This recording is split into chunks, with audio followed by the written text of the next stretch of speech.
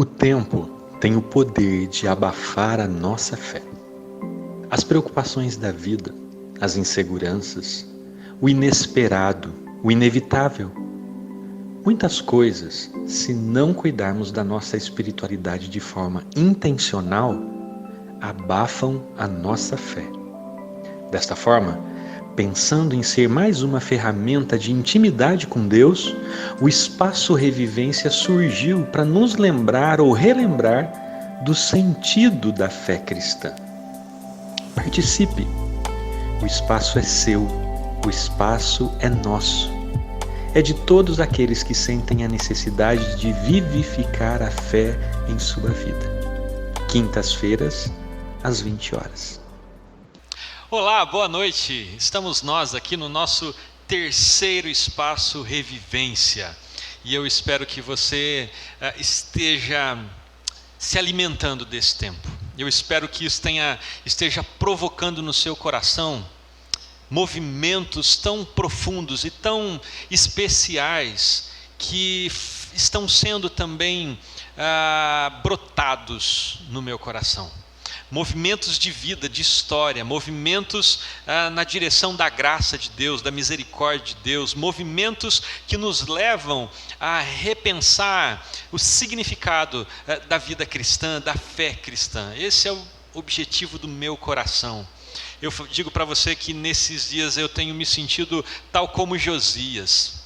Não que eu tenha descoberto o livro da lei agora, mas tenho sentido como Josias no sentido de que tenho compartilhado com você aquilo que tem transformado a minha vida e a minha história.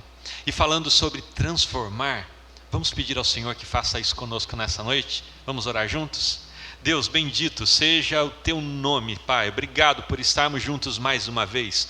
Obrigado pela vida daqueles que decidiram intencionalmente, Pai, buscar um avivamento que venha da parte do Senhor, um reavivamento, ó Deus, que de fato traga a revivência da fé na nossa vida, na nossa história, Pai, no nome de Jesus. Continua ministrando ao nosso coração, continua, Deus, enchendo a nossa vida de determinação, de intencionalidade, Deus, para que possamos provar do Senhor, com o Senhor, uma vida profunda, um relacionamento íntimo, de forma que sejamos usados pelo Senhor, na obra do Senhor, na vida das pessoas que o Senhor tem colocado na nossa história, a partir do nosso lar, do nosso trabalho, da nossa escola, onde quer que nós estejamos, Pai, que nós possamos proclamar, que nós possamos obedecer ao Evangelho de Jesus, Pai.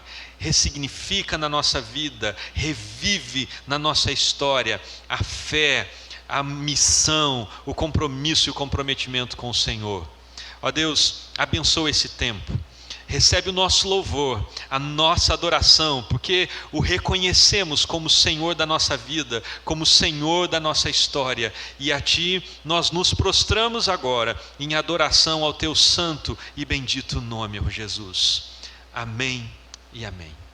Vamos nos prostrar diante de Deus, vamos adorar ao Senhor. Nós vamos ter uma sequência de 3 cânticos, onde nós adoraremos ao nosso Deus, ao querido Deus, que quer se revelar de uma maneira profunda ao nosso coração, que quer transformar a minha história e a sua história, que quer trazer vida, revivência para a nossa vida. Adoremos ao Senhor.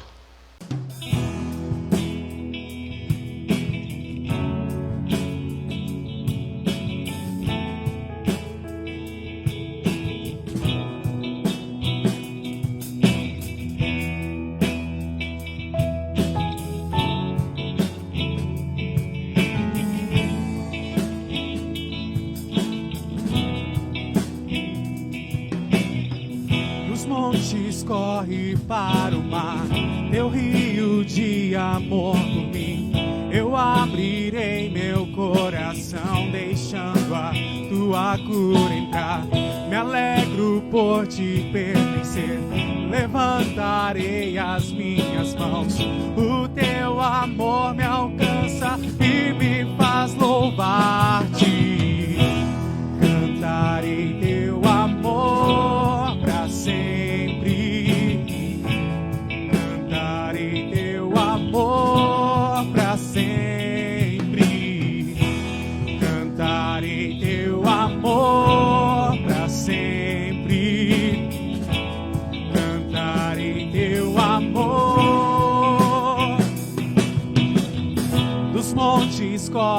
para o mar, teu rio de amor por mim.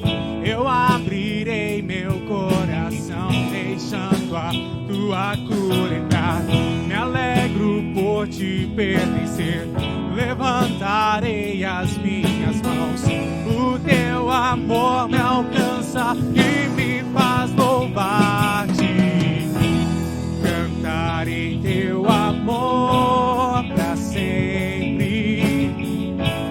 Cantarei teu amor pra sempre. Cantarei teu amor pra sempre. Cantarei teu amor. Meu coração exulta de alegria, eu canto. Se o mundo conhecer a ti, ele se encherá com a tua alegria. Cantarei teu amor pra sempre. Cantarei teu amor pra sempre. Cantarei teu amor pra sempre. Cantarei teu amor pra sempre.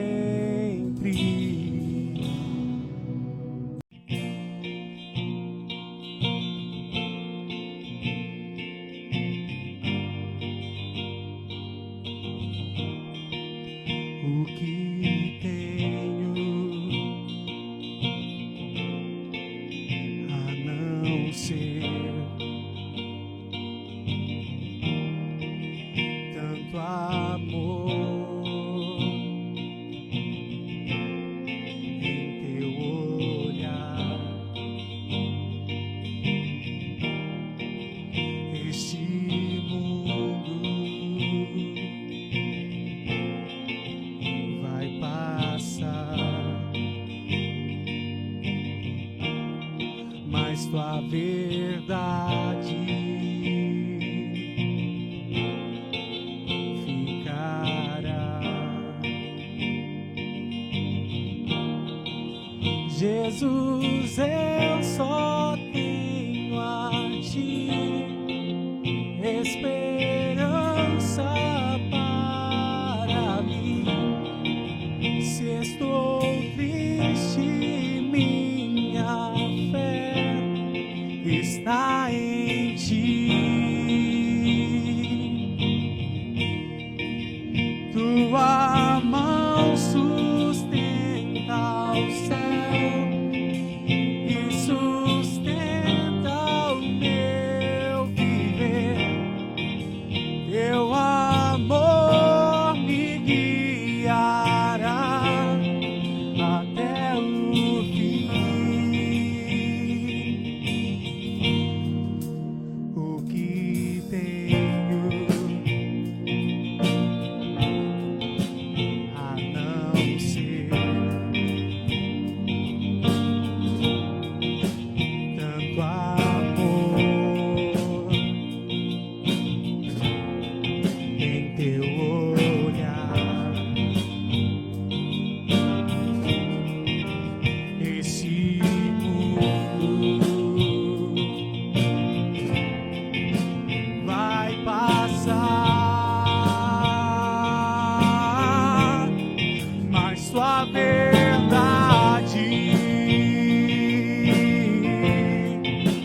ficará. Jesus, eu só tenho a ti, esperança para mim. Se estou triste, minha fé está em ti.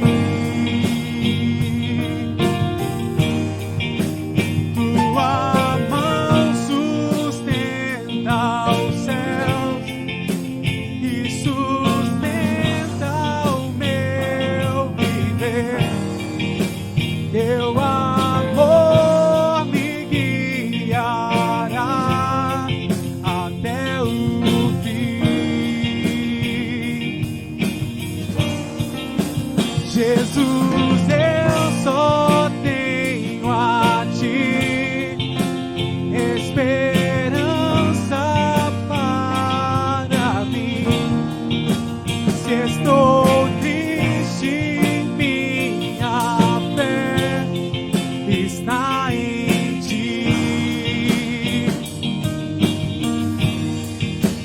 Tua mão sustenta os céus e sustenta o meu viver. Teu amor me guiará até o fim. O que tenho a não ser?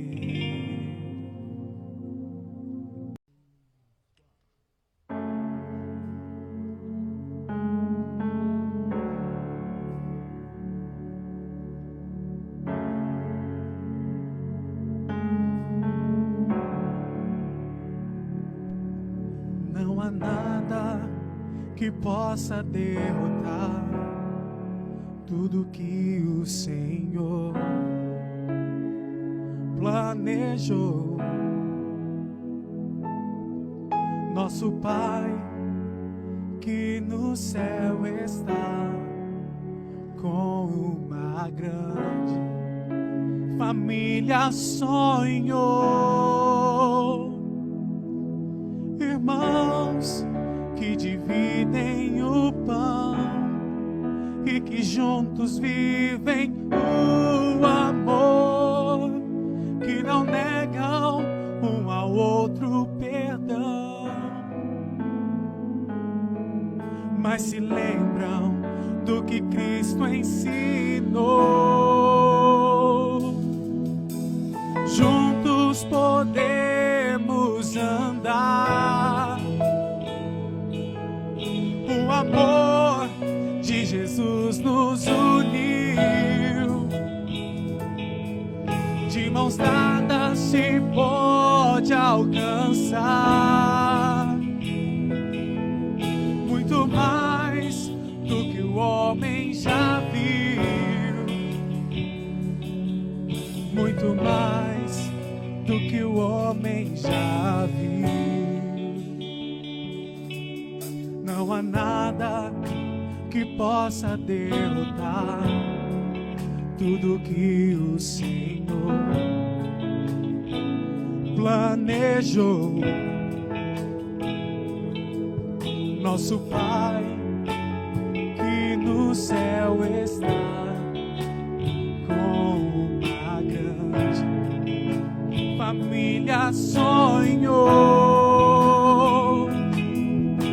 Irmãos que dividem o pão e que juntos vivem o amor, que não negam um ao outro perdão, mas se lembram do que Cristo ensinou. Juntos podemos andar. O amor de Jesus nos uniu. De mãos dadas se pode alcançar muito mais do que o homem já viu, muito mais do que o homem já viu.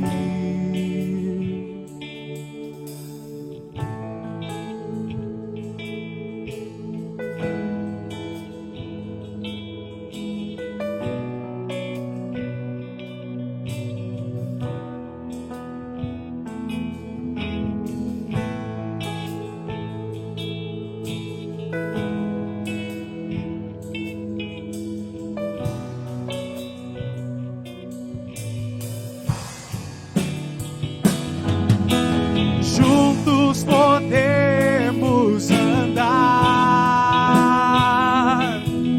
O amor de Jesus nos uniu. De mãos dadas se pode alcançar muito mais do que o homem já viu, muito mais do que o homem já viu. Como é bom, eu gosto muito desse momento. Eu gosto de louvar o Senhor, ser conduzido nesse instante. Eu percebo como é maravilhoso a gente adorar ao nosso Deus. E isso traz, eu não sei quanto a você, mas isso traz uma paz à minha vida. Me traz aquela paz no sentido de que, puxa, eu pude declarar para Deus aquilo que eu creio, aquilo que eu sinto, aquilo que eu entendo. E pude fazer isso de uma maneira tão poética, pude fazer isso acompanhado e não apenas sozinho. Como isso é bom, como é bom adorar o nosso Deus. Eu espero que esses nossos encontros comecem a gerar também esse desejo da adoração no seu coração. Não por conta dos encontros, mas por causa da palavra, por conta daquilo que Deus tem, por misericórdia, ministrado aos nossos corações nesse tempo que estamos juntos. Bom, nós estamos falando baseado no segundo livro de Reis, no capítulo 22, até o capítulo 23, no versículo 25, é um texto bem grande. E nós lemos esse texto no nosso primeiro espaço Revivência. Então eu não vou ler de novo, porque como eu disse no nosso último encontro, no segundo encontro, eu estou entendendo e quero crer, se você abraçou o espaço Revivência e o que ele se propõe à minha vida e também à sua vida, eu estou entendendo que junto comigo você tem lido e relido esse texto várias vezes, ou pelo menos uma vez na semana, para que você se conecte àquilo que Deus fez, aquilo que a disponibilidade de um homem diante de Deus provocou no meio de um povo. Então eu não vou ler o texto, mas ele está aqui citado para que você não se esqueça dele. Esse texto nos traz um contexto interessante que eu quero novamente relembrar você aqui. Nos traz o contexto do rei Josias. Josias, que é neto de Manassés. Manassés foi um péssimo rei na história de Judá. Ele deu muitos maus exemplos, ele permitiu a entrada de cultos idólatras dentro do templo, inclusive, de Jerusalém, dentro da cidade de Jerusalém. E ele foi além, ele queimou 2 dos seus filhos em sacrifício a Moloque. Manassés morreu e quem assume o trono é o seu filho Amon. Amon seguiu os passos do pai, se afastou do Senhor, fez com que o povo de Judá, o povo de Jerusalém, se afastasse igualmente do Senhor. Amon morreu com 24 anos de idade, morreu muito jovem. Mas de repente aparece Josias, neto de Manassés, filho de Amon, que quebra essa história, que rompe com essa história de afastamento de Deus. Josias, diferentemente do seu pai e do seu avô, diz o versículo 2 que Josias andou com Deus. O modelo de rei de Josias foi o rei Davi, um homem segundo o coração de Deus, e não o seu pai e não o seu avô. E nesse primeiro ponto eu queria desafiar você a pensar sobre que modelo você é para a sua descendência. A sua descendência carrega o que de você? Ou a sua descendência prefere se conectar a uma outra pessoa, como aconteceu com Josias? Um outro contexto exposto no texto é esse período de extrema ignorância espiritual. O livro da lei, o livro de Deus havia sido perdido. Havia templo, havia sacerdote, havia sacrifício, havia dízimos, ofertas, arrecadação, movimento financeiro, havia zelo pelo templo que estava sendo reformado, havia zelo para com o dinheiro que era ofertado, pessoas honestas cuidavam desse dinheiro, aplicavam esse dinheiro, diz o texto que nem precisavam prestar contas para o rei, de tão honestas que eram aquelas pessoas. Mas a palavra de Deus havia se perdido. O povo de Deus também vivia dentro de um contexto triste, somado a esses que eu já propus. Entre o povo de Deus havia hábitos pagãos, que havia entrado por entre as portas de Jerusalém, por conta dos reis que antecederam a Josias. O sacerdócio estava sendo exercido por profissão, porque nem o sacerdote reconhecia mais o seu papel profético, nem o povo reconhecia o papel profético do sacerdote. Não havia mais ensino das Escrituras, porque elas haviam sido perdidas. A lei não era relembrada, porque o livro havia sido perdido. E é interessante a gente perceber que o texto diz que o livro foi encontrado dentro do templo. Ele estava perdido dentro da comunidade, dentro do lugar da adoração. O próprio sacerdote não sabia que o livro estava lá dentro. Em terceiro lugar, havia apenas a conservação histórica da religião. Tinha templo, tinha sacerdote, tinha dízimo, tinha oferta, mas não havia palavra de Deus. Era apenas mais uma religião, como as tantas outras que se manifestavam dentro de Jerusalém. Havia o desconhecimento da palavra de Deus. O livro está perdido.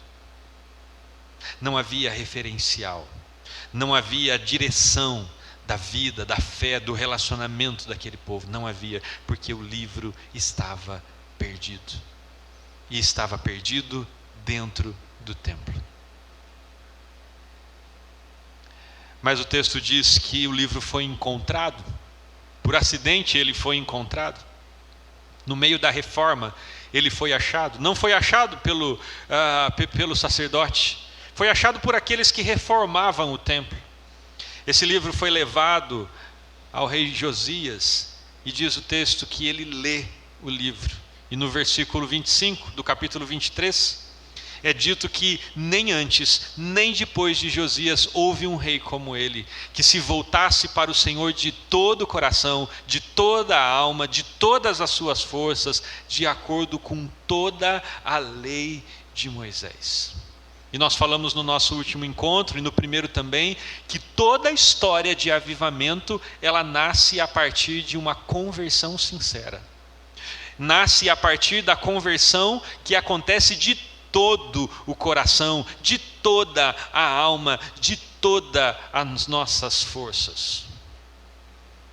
Por isso, entendendo que os encontros de revivência, o espaço de revivência, ele tem como finalidade caminharmos juntos intencionalmente na busca pelo avivamento, ou seja, pela revivência da fé na nossa vida. Eu fiz um convite a você que está baseado no interesse pessoal, na sua decisão pessoal de experimentar esse real avivamento nas nossas histórias.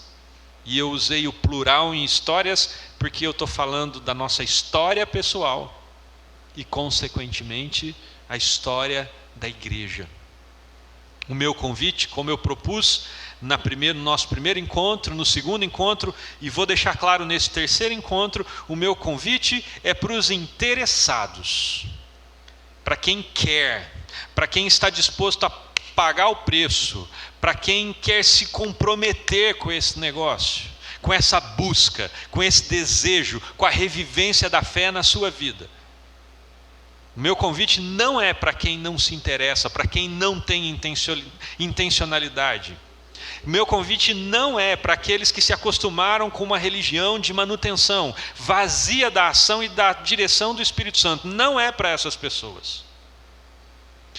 Meu convite não é para aquelas pessoas que interpretam o papel pastoral apenas no âmbito profissional. Não é para essas pessoas. O meu convite, e eu quero deixar claro pela terceira vez, é para aqueles que têm um interesse real no exercício da revivência da fé na sua vida.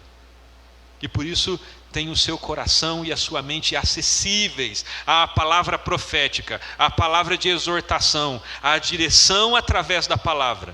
Gente que está disposta a tomar a cruz, para que nós possamos andar juntos, para a glória de Deus na nossa vida, para a glória de Deus na igreja, através da igreja, e para a glória de Deus que se revela na salvação dos perdidos. Meu convite é para esse tipo de pessoa que entende dessa maneira, que busca dessa maneira, é para essa pessoa. E eu espero que seja para você. E para essas pessoas eu disse que eu espero delas, que eu espero daqueles que aceitarem essa parceria, essa caminhada, essa jornada de revivência, de busca por um avivamento, eu espero delas fidelidade nessa caminhada, nessa jornada, frequência, para que, por isso então, se preparem, porque sabem que toda quinta-feira, às 20 horas, nós estamos aqui. Então, se façam presentes, se comprometam. Ah, mas hoje tem um não sei o que lá. Não, você está comprometido com a revivência. Você está comprometido com o espaço de revivência. Você está comprometido com a nossa busca intencional por um avivamento da nossa individualidade, da nossa vida. E também, eu espero daqueles que aceitarem essa parceria de revivência, ação. Ação. Na semana passada nós falamos de alguns sinais, 2 sinais de um verdadeiro avivamento. O primeiro, arrependimento e contrição, baseado nos versículos 11, 13 e 19 do capítulo 22, que nos mostra que quando Josias ele se depara com a palavra de Deus, com a lei de Deus, quando ele percebe a sua condição, a condição do povo, ele chora, ele rasga as suas vestes, ele se coloca em pano de saco, ele se envergonha diante de Deus. Arrependimento e contrição. Em segundo lugar, um outro sinal de um verdadeiro avivamento é o compromisso com a proclamação e com a obediência. O compromisso de proclamar aquilo que Deus está fazendo conosco nesse espaço de revivência. Nós não nos calarmos acerca daquilo que Deus estiver fazendo em nós. Porque assim é como Josias, nós precisamos, enquanto indivíduos, olhar para as pessoas com compaixão, olharmos para elas com misericórdia, e então falarmos para elas, oferecermos a elas o testemunho daquilo que tem acontecido com a nossa vida a partir desse encontro com a palavra de Deus nos espaços de revivência. Proclamar, falar, e é nesse lugar que encontra aquilo que eu espero de você, a ação. A ação, o agir, é proclamar, é você dizer, é você não se calar. E além disso, a obediência. A obediência a Jesus, o nosso Senhor, o nosso Salvador. Este é um sinal incontestável. Aliás, estes são 2 sinais incontestáveis de que realmente um verdadeiro avivamento começou a alcançar a vida de pessoas. E eu espero no nome de Jesus que você já esteja começando a agir. Que você já tenha demonstrado, falado com Deus, se arrependido, reconhecido os seus pecados, se arrependido dele, confessado a Deus, com tristeza no seu coração, com vergonha na sua alma, mas se derramado diante de Deus e provado da misericórdia dele, e estar andando agora em novidade de vida, com compromisso com a proclamação da palavra e em compromisso em obedecer a palavra de Deus. Nessa noite nós vamos ver o terceiro sinal de um verdadeiro avivamento, que é repúdio às abominações. Capítulo 23, versículos de 4 até o versículo 20, quando imediatamente após o povo se comprometer com Deus, e Josias se comprometer com Deus, o povo também se comprometer com Deus, firmar uma aliança com Deus, acontece então a narrativa que se encontra dos versículos 4 até o versículo 20, uma narrativa onde o rei dá ordens para que o sumo sacerdote e todos os seus auxiliares, os demais sacerdotes, os guardas que estavam na porta do templo, eles fizessem uma limpa de tudo aquilo que era abominável ao Senhor. São sete ações que Josias determina, e então o povo começa a experimentar cada uma delas. Josias, em primeiro lugar, ele tira o poste ídolo de dentro do templo, dos ídolos que haviam dentro do templo, das coisas que eram adoradas dentro do templo, muito mais do que ao Senhor, das coisas que dividiam a adoração com o Senhor do templo. Eles colocam isso para fora. Eles derrubam, eles destroem, eles jogam isso para longe. E, meus queridos, eu fico pensando que há também uma necessidade nossa, individual, de derrubarmos os ídolos que nós guardamos, que nós cultuamos no templo do qual nós frequentamos e fazemos parte. Aquilo que é um ídolo para nós, aquilo que para nós é mais importante do que as pessoas, é mais importante do que para o próprio Deus. Aquilo que nos tira a calma, que nos enche de ira quando é mexido, quando é mudado, quando é questionado. Coisas que nos levam à ira, mais do que se a gente deixasse de pregar a palavra de Deus. Josias manda tirar os ídolos do templo, porque o templo é do Senhor. O templo é lugar de culto, de adoração, de serviço somente a Deus. No templo não há espaço para adorar o homem, não há espaço para adorar a liturgia, não há espaço para adorar a doutrina, não há espaço para adorar a roupa, não há espaço para adorar o piano, para adorar o banco, para adorar o piso novo. Não há. No templo é o espaço oco aonde nós adoramos ao nosso Deus, ao nosso Senhor. Talvez a instituição seja um ídolo para você. Talvez as doutrinas dessa denominação sejam um ídolo na sua vida, que o faça permanecer nela mais por conta das suas doutrinas, mais por conta da sua liturgia, do que pela pregação, pela verdadeira mensagem dessa palavra, que está presente ainda, ao que tudo indica, no templo. Mas há comunidades nos quais o livro da lei está perdido dentro dela, e outros ídolos têm sido levantados nessas comunidades. Em segundo lugar, Josias, ele acabou com a idolatria nos altos. Ora, em Jerusalém havia os altos aonde se levantavam os altares que eram levantados para sacrifício, para adoração ao nome de Deus, mas foram levantados altares nos altos para idolatrar outros deuses.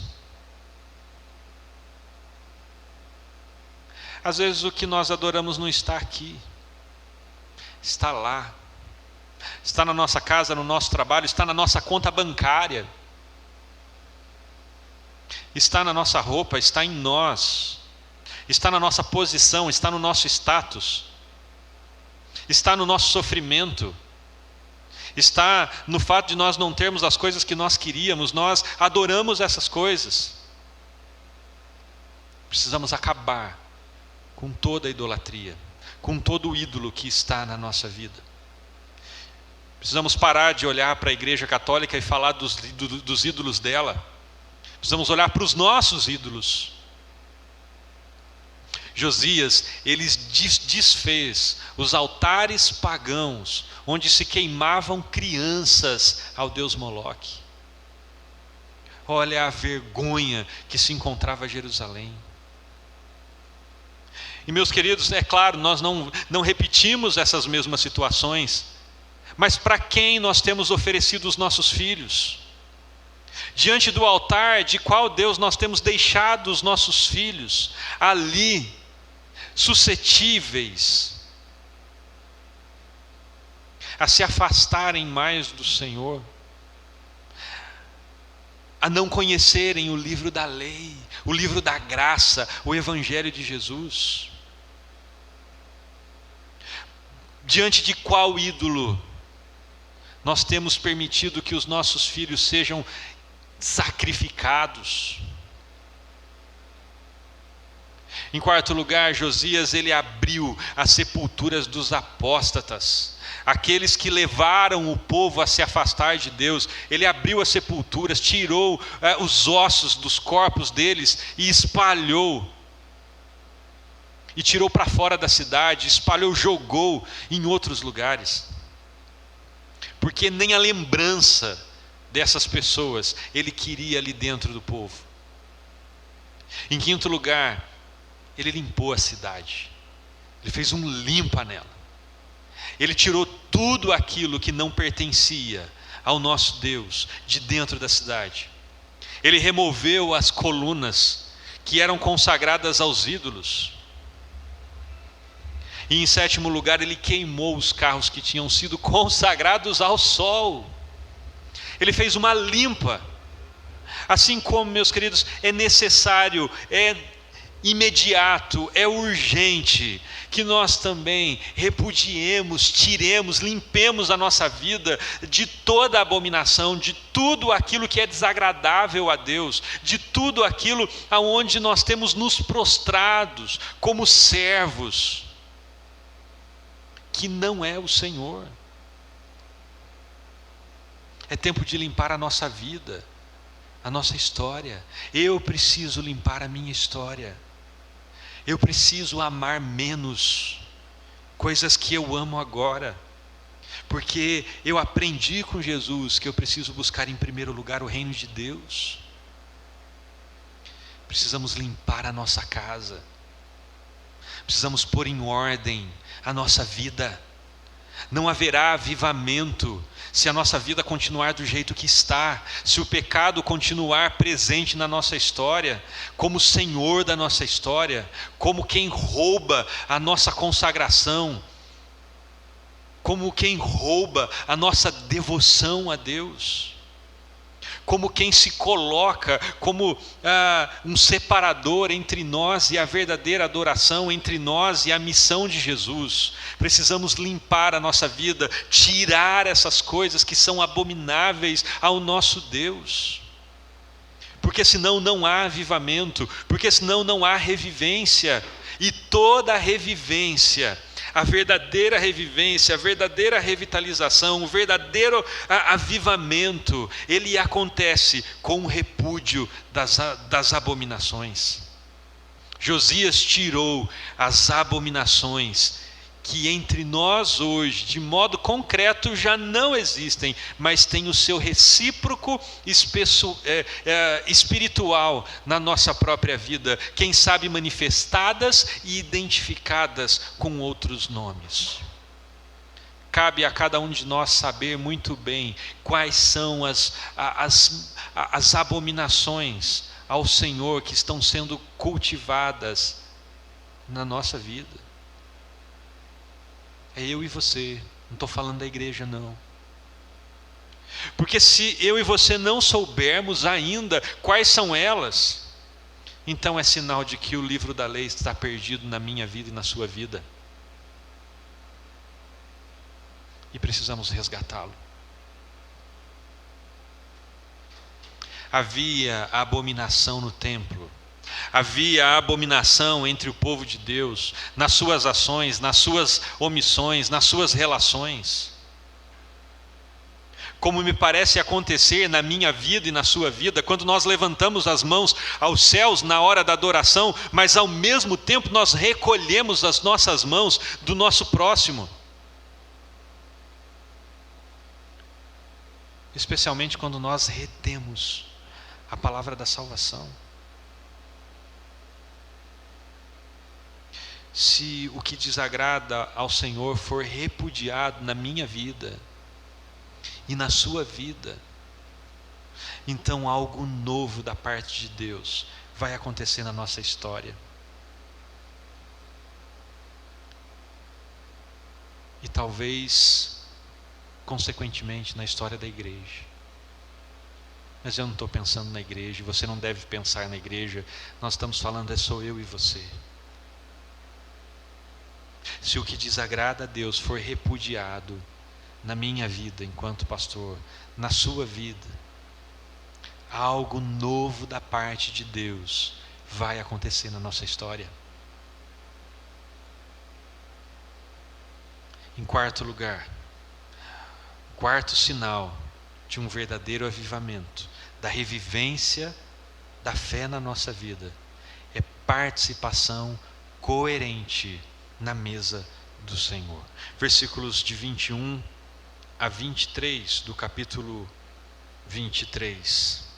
Então o rei deu a seguinte, depois de retiradas as abominações, o rei deu a seguinte ordem a todo o povo: celebrem a Páscoa do Senhor, o seu Deus, conforme está escrito neste livro da aliança. Nem nos dias dos juízes que lideraram Israel, nem durante todos os dias dos reis de Israel, dos reis de Judá, foi celebrada uma Páscoa como esta. Nem nos dias de Davi. Mas no 18º ano do reinado de Josias, essa Páscoa foi celebrada ao Senhor em Jerusalém.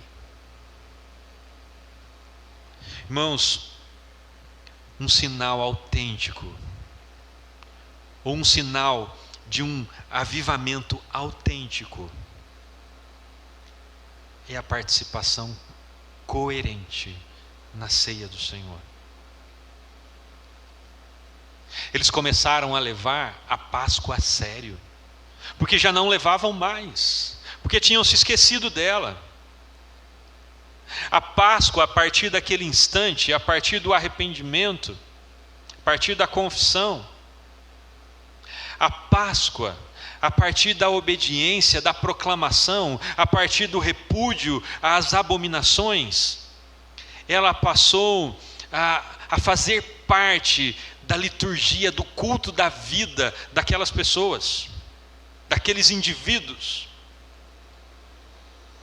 Não era mais uma coisa que acontecia de vez em quando, porque o dia e a hora marcado tinham que ser respeitadas. Não era uma coisa que acontecia todo primeiro domingo do mês, porque todo primeiro domingo do mês tem que ter a ceia do Senhor, porque se não tiver a ceia, alguma coisa está errado. Não era mais uma coisa ritualística, vazia de sentido e de significado, mas era a mesa do Senhor, a lembrança da salvação, a celebração do livramento, da libertação da escravidão do Egito.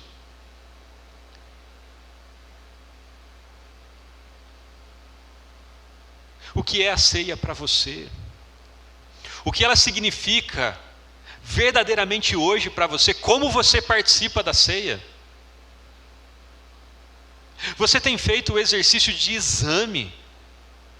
Você tem se arrependido dos seus pecados? Você tem ficado contrito por conta deles?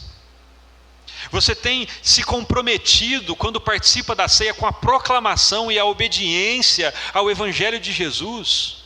Ela é um marco na sua vida, um marco na sua história. Ela leva você ao compromisso, à realidade do pacto da graça, ao pacto da misericórdia com aqueles que se perdem. Ela leva você nessa realidade. Há coerência na participação que você faz da ceia, ou a ceia tem a ver apenas com o seu costume? Já não significa mais nada a não ser costume. Tem sido apenas o comer e beber juízo sobre a sua vida, sobre a minha vida. O que isso significa para nós, meus queridos? Porque quando não há arrependimento, reconhecimento dos nossos erros, do nosso afastamento de Deus, quando não há contrição por isso, quando não há mais compromisso com a proclamação, quando não há mais compromisso com a obediência ao Evangelho de Jesus, quando não há mais abominação pelo pecado, mas ele se torna práticas naturais na nossa caminhada. A ceia é só mais uma coisa, é só mais um elemento de uma religião, como era para Judá. O templo estava lá, o sacerdote estava lá, os dízimos estavam sendo entregues, as reformas do templo estavam sendo feitas, mas a vida já não tinha mais o livro da lei, não tinha mais a direção, não tinha mais o referencial. A ceia era só comer e beber. Não havia respeito pela ceia, não havia temor pela ceia, era apenas um ritual. Mas quando eles se arrependem contritamente, quando esse arrependimento os leva à obediência, ao compromisso da proclamação, ao compromisso de obedecer à aliança de Deus, de firmar a aliança que Deus havia firmado com os seus antepassados, quando eles retiram então toda a abominação que empacava, que obscurecia os olhares deles para a glória de Deus, então a ceia passa a fazer sentido para eles. É celebração de libertação, é celebração de vida, é celebração de livramento da vida que outrora eles estavam vivendo.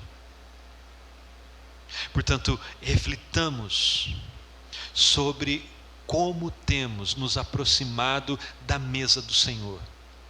Que tipo de coração eu e você temos trazido ao nosso Deus?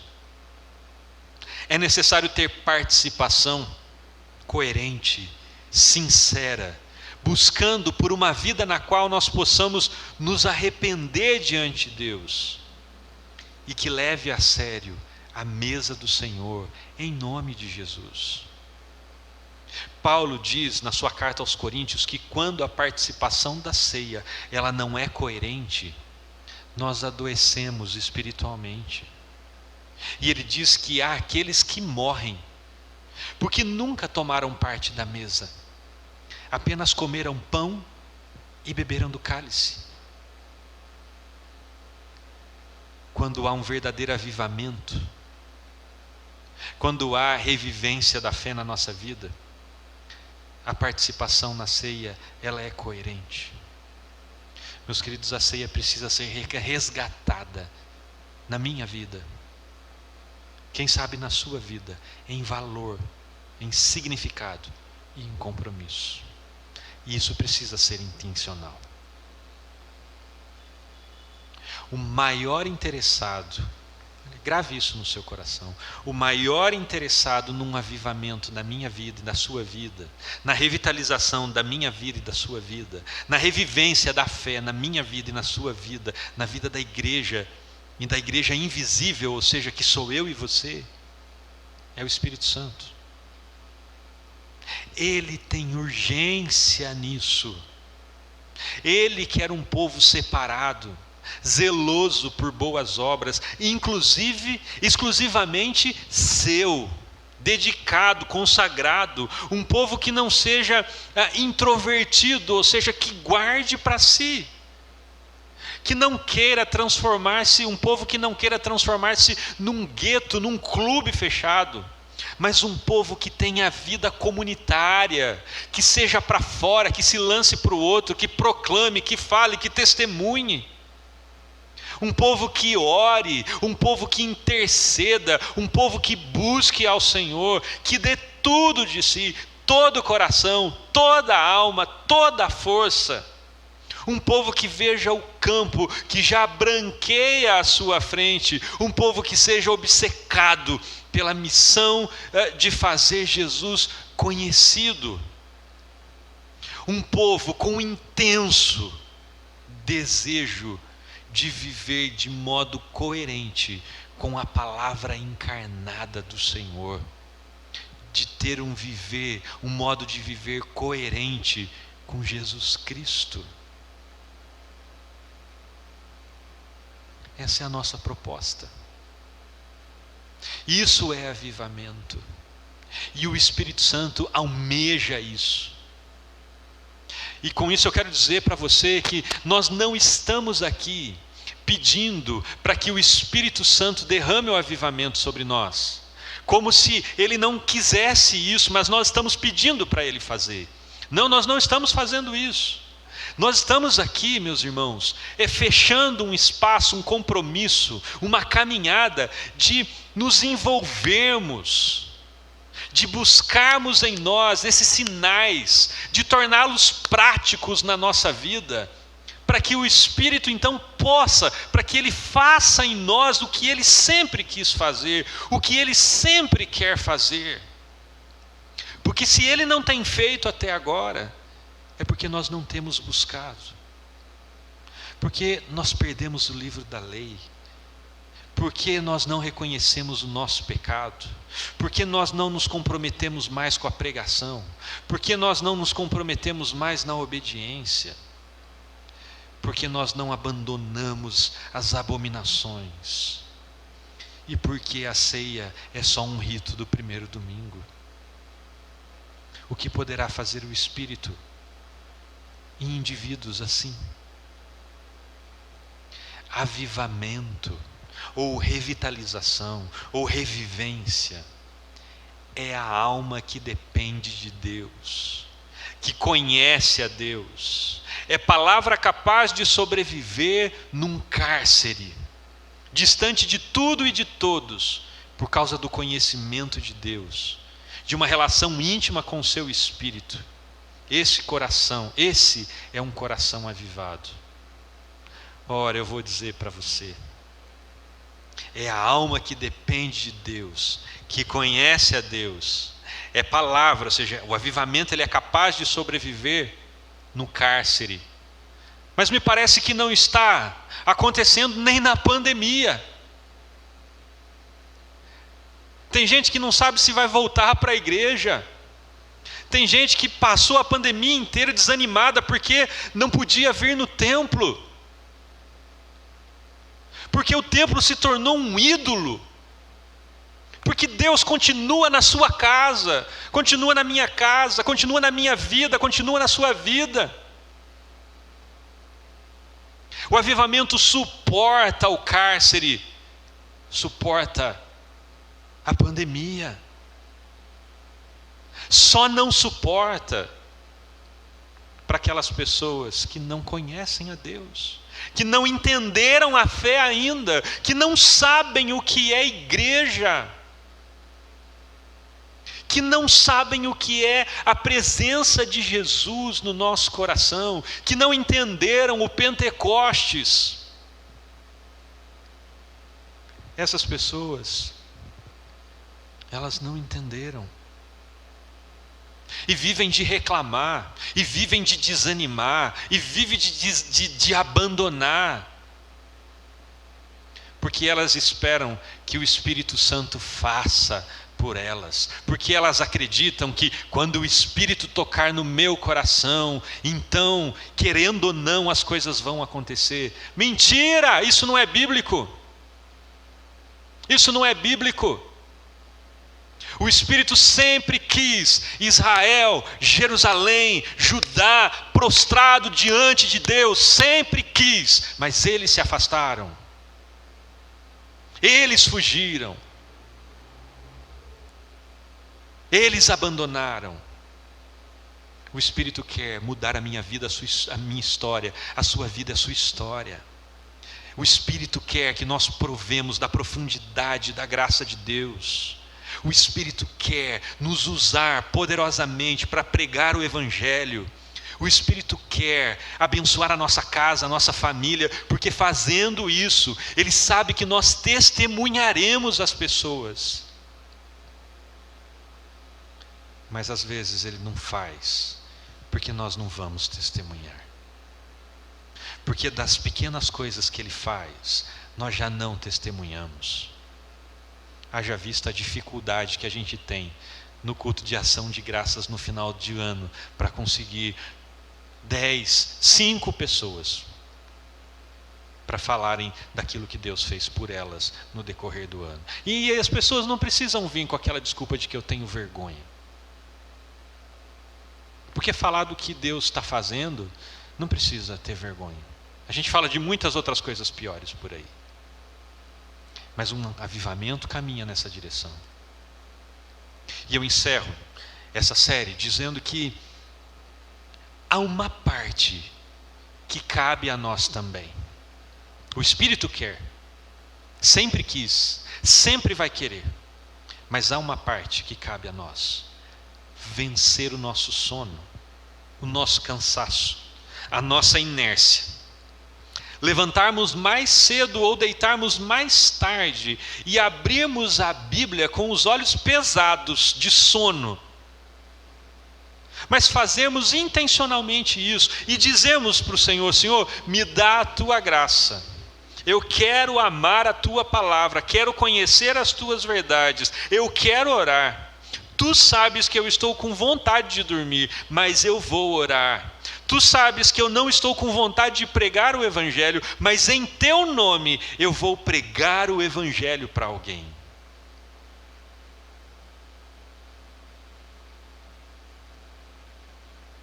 A nossa parte. Irmãos, nós temos, se você quer andar, quer essa parceria comigo, eu e você temos que fazer a nossa parte. É sair da zona de conforto? É. Precisamos fazer a nossa parte. Precisamos encontrar o livro da lei que está perdido na nossa casa. Precisamos olhar para os nossos pecados e reconhecê-los, entendê-los, confirmarmos esses pecados. É a nossa parte. Enquanto você ficar orando para que Deus faça, nada vai acontecer na sua vida, se você não fizer a sua parte. Porque Deus quer fazer. Deus não quer a igreja morta. Deus quer que a sua igreja seja apresentada como noiva adornada, perfeita naquele grande dia. Então Deus não quer que a minha vida, que a sua vida, ela se encontre da maneira que possivelmente ela esteja. Mas para que ela seja mudada, nós temos que fazer a nossa parte. Buscar intencionalmente um avivamento, a revivência da fé, através de arrependimento e contrição, compromisso com a proclamação e a obediência, repúdio às abominações e participação coerente na ceia do Senhor. São estes sinais que nós devemos ver ser desenvolvido na minha vida, na sua vida. Primeiro na minha vida e na sua vida, enquanto indivíduos, para que seja possível, num segundo momento, talvez acontecer na comunidade. E se você está disposto a romper com o estado de inércia e de inanição, quero convidar você a andar comigo, para a gente poder andar junto. Porque se eu andar sozinho, eu vou parar. Eu preciso que você ande comigo. Por isso agora eu pergunto: você está disposto a romper esse estado de inércia e de inanição no qual nós nos encontramos? Você consegue reconhecê-lo? Porque se você estiver disposto, eu espero você no nosso próximo espaço de revivência. Até lá. Que Deus te abençoe em nome de Jesus.